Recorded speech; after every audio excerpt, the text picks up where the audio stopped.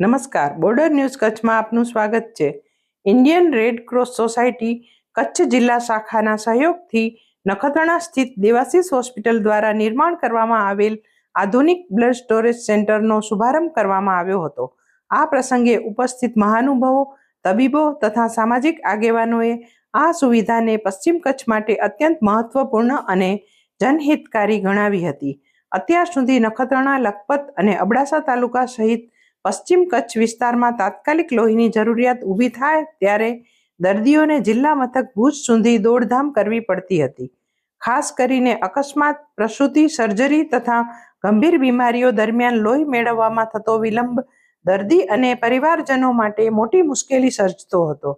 હવે નખત્રાણા ખાતે blood storage centre શરૂ થતાં આ વિસ્તારના હજારો દર્દીઓને સમયસર લોહી ઉપલબ્ધ થવામાં મોટી રાહત મળશે.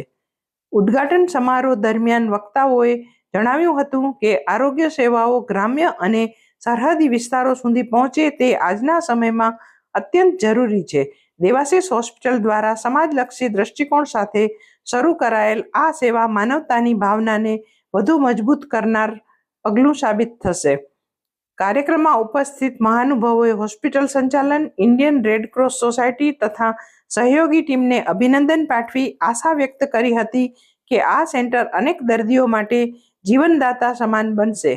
અંતમાં હોસ્પિટલ પરિવાર દ્વારા ઉપસ્થિત મહેમાનોનો આભાર વ્યક્ત કરવામાં આવ્યો હતો તથા ભવિષ્યમાં પણ આરોગ્યલક્ષી સેવાઓ વધુ વિસ્તૃત કરવા પ્રતિબદ્ધતા વ્યક્ત કરવામાં આવી હતી. આ પ્રસંગે દેવાશીષ હોસ્પિટલમાં રક્તદાન કેમ્પનું પણ આયોજન કરવામાં આવ્યું હતું, જેમાં નખત્રાણા સહિત તાલુકાના રક્તદાતાઓએ રક્તદાન કર્યું હતું. આ વિડીયો લાઈક કરવા અને શેર કરવા વિનંતી છે. જો તમે હજુ સુધી આ ચેનલ સબસ્ક્રાઇબ ન કરી હોય તો આ ચેનલને સબસ્ક્રાઇબ કરી બેલ આઇકોન દબાવવા વિનંતી છે. મનુષ્ય જીવન માટે ઉત્તમ જરૂરી એક ટિશ્યુ છે શરીરમાં. આપણે જે શ્વાસ લઈએ એમાંથી ઓક્સિજન ફેફસા દ્વારા એબ્સોર્બ થાય, ચૂસાય, એને શરીરના એક કોઈ કોષ સુધી પહોંચાડવાનું કામ લોહીનું છે. એટલે શરીરમાં જ્યારે લોહીની ઉણપ પેદા થાય, ધીમે ધીમે કે અચાનક, ત્યારે લોહીનું મળવું ખાસ જરૂરી છે. જીવનને આપણે આગળ ધપાવવું ત્યારે એવા પ્રસંગોમાં થેલેસેમિયા ડિલિવરી વખતે તાત્કાલિક લોહીનું વહી નહીં રહી જવું, ક્યારેક એક્સિડન્ટ થાય અને તાત્કાલિક લોહીની જરૂર પડે, તો આ અમુક એવા ઉદાહરણ છે કે જ્યારે લોહી ખાસ જરૂરી. કચ્છની અંદર આપણે જોઈએ છીએ કે આ 3 તાલુકા અબડાસા, લખપત અને નખત્રાણા, એનું આ સેન્ટર નખત્રાણા એવું છે કે આવા એક્સિડન્ટના કેસ, આવા ડિલિવરીના કેસ કે આવા થેલેસેમિયા માટેના જે બાળકોને રેગ્યુલર કેરની જરૂર પડતી હોય, એના માટે આ એક સેન્ટર બની રહ્યું છે. કારણ કે કચ્છ જિલ્લો આપણો એક યુનિક જિલ્લો હોય, જગ્યાએ ઉપલબ્ધ હોય. કારણ કે જે એક્સિડન્ટ કેસ આવશે કે જે ડિલિવરી કેસ આવશે એ આપણને ખબર નથી કયા ગ્રુપનો હોઈ શકે. તો આ રીતે ઉપલબ્ધ હોય રેગ્યુલરલી રિફિલ થયા કરે, જે યુઝ ન થતો હોય પાછું ત્યાં દૂધ પહોંચી જાય તો ત્યાં યુઝ થઈ જાય. એની એક સાયકલ અસ્તિત્વમાં છે. આપ સૌની જાણકારી માટે તો આ એક ખૂબ જ ઉત્સાહકારી એરિયા વાઇઝ આઈ થિંક એશિયાનો સૌથી લાર્જેસ્ટ ડિસ્ટ્રિક્ટ છે અને આટલા મોટા જિલ્લાની અંદર ખૂણે ખૂણે જેમ તમે સાથે કીધું કે રક્ત છે એ આપણી બોડીની બેસિક જરૂરિયાત છે.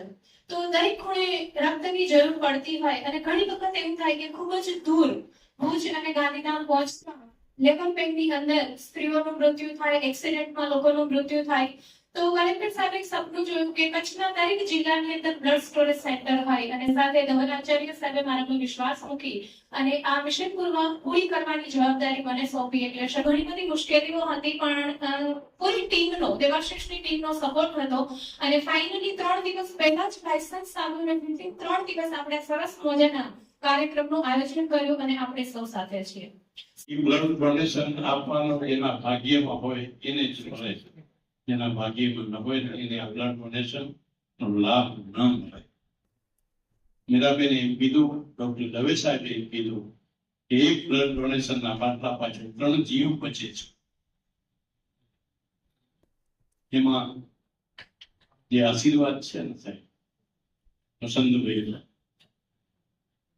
એ આશીર્વાદ પ્રાપ્ત કરવા માટે આ દેવાશીષની જ કૃપા જોઈએ છે.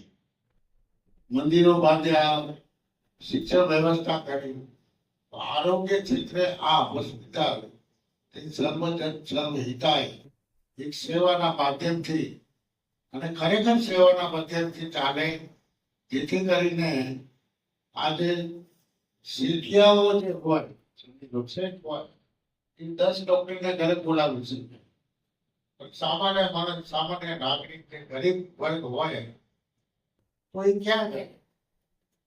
તો એના માટે આપણી સમાજે, આપણા વડીલોએ આ હોસ્પિટલ નિર્માણ કર્યું. બધાને આ પુણ્ય જાય છે. વ્યાસ ભગવાને આપણે ભાગવતમાં જે ઉલ્લેખ કર્યો છે એનું છેલ્લું પાનું તમે જો વાંચશો તો એમાં છેલ્લે એને લખ્યું છે બધા ધર્મ તમે ભૂલી જાઓ, પરોપકારથી મોટો કોઈ ધર્મ નથી, પરોપકારથી મોટો ધર્મ નથી. અને આપણે એની માટે આપણે ખર્ચ કરવા માટે દેવાશીષ મિટિંગ કરી છે. અને ખરેખર આપણે ભાગ્યશાળી છીએ કે આપણે એટલી સેવા આપી શકીએ છીએ. આપણે વડીલોના પુણ્યથી બહુ સારી વાત છે. આજનો આ કાર્યક્રમ એ મોહનભાઈ કહ્યું, અહીંયા 6 વિભાગો ચાલે.